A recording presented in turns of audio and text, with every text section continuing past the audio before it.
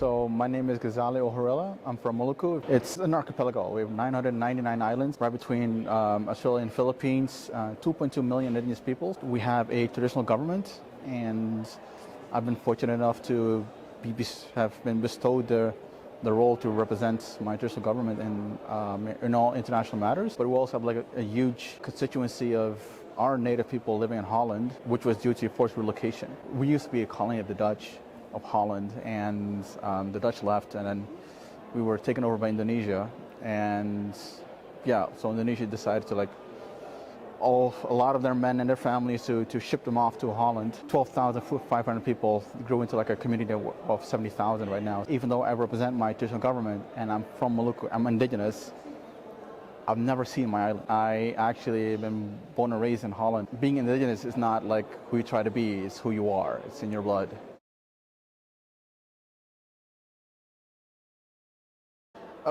Like many other indigenous peoples we are facing the same thing. It's about illegal logging, people taking over our land. There's all the extractive industries, so cobalt, nickel, golds, oil, all these things, we have them, and they're taking it from our lands, and we're not getting anything in return.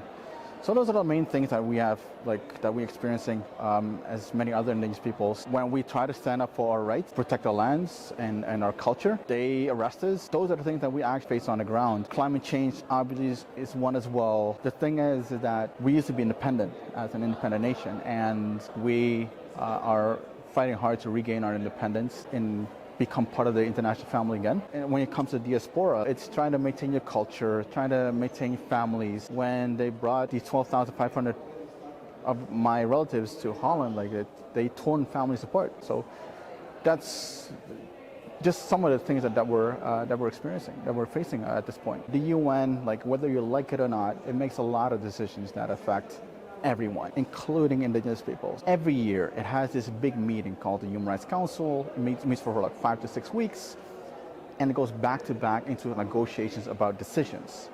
So if you think about that, every session, the 3 of them, has at least 30 of these decisions.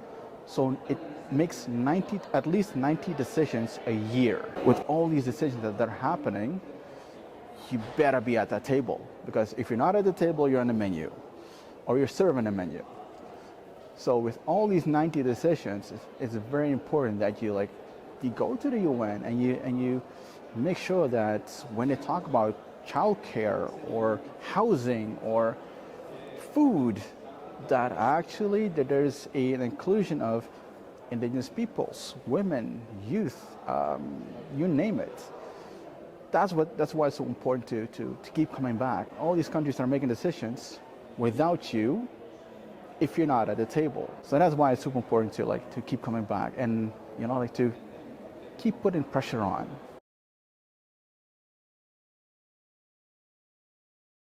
A very good example is climate change and how that intersects with the rights of indigenous peoples. 80% of the world's remaining biodiversity is on the lands and territories of indigenous peoples. So you can think we must have done something right, and since time immemorial. If you keep that in mind, all these issues that we're facing right now, including climate change, they're trying to fix a problem with the same mindset and the same tools that they actually created the problem with. You don't have to invent new technologies and everything else. You have indigenous peoples. They've been there since time immemorial. They know how to deal with the lands and everything else. So that's why it's super important that you bring them to the table, and also that that you protect the indigenous people. So how do you protect indigenous peoples in the best way possible? Protect their rights. So let them do what they do best, and you create this enabling environment, which is called the rights of indigenous peoples. It's actually about let us do what we do best because we want to contribute to your work, not complain about it. We want to contribute to your work. We have so much to contribute, but before we can contribute, we need to set that enabling environment, which is about the rights of indigenous peoples.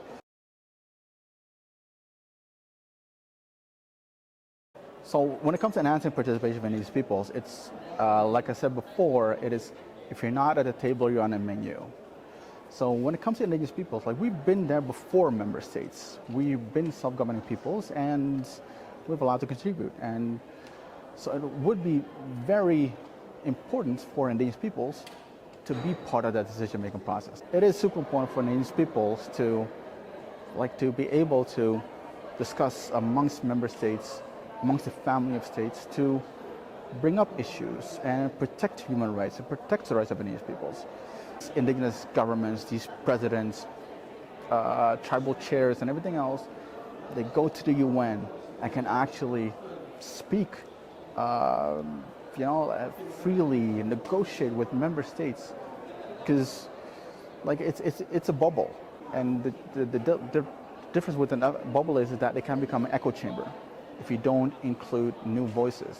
So that is very important about the enhanced participation process, to be on the table, but also the final product is super important, and new status for Indigenous governments, but also the process towards it is equally important. But what I mean by that is that in every single decision that's being made, that these people are showing up, and it becomes a standard.